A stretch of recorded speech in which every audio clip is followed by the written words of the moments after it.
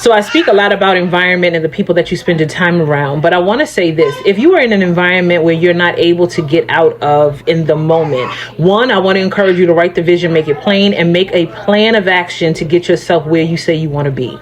But then two, I want to give you guys a nugget that really does work.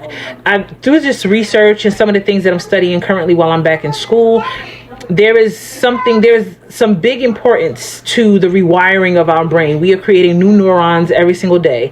And so what I started to do, I heard this scientist give this example, and I said, well, I'm going to try it. Why not? What do I have to lose?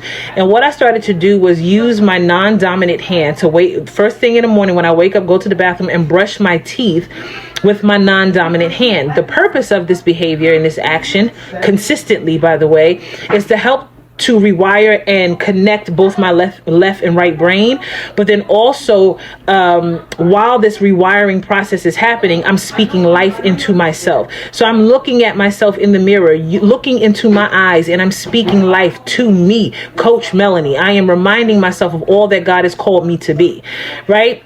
After the first 30 days of doing it, I started to look different to myself.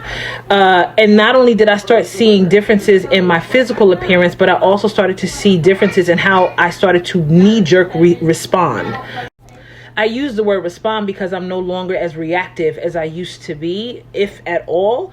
And in that understanding, I started to realize that my default programming has changed. So now when I respond to things that once used to be triggers, they are no longer triggers. I found that healing became a lot easier for me from the internal, emotional, spiritual, and the physical. I found that releasing people became easier, forgiving and letting people go and loving them in the process from a genuine heart posture place became easier. A lot of times when we are in the process of seeking after the new, we forget that it is a becoming that we have to do in order to get that new.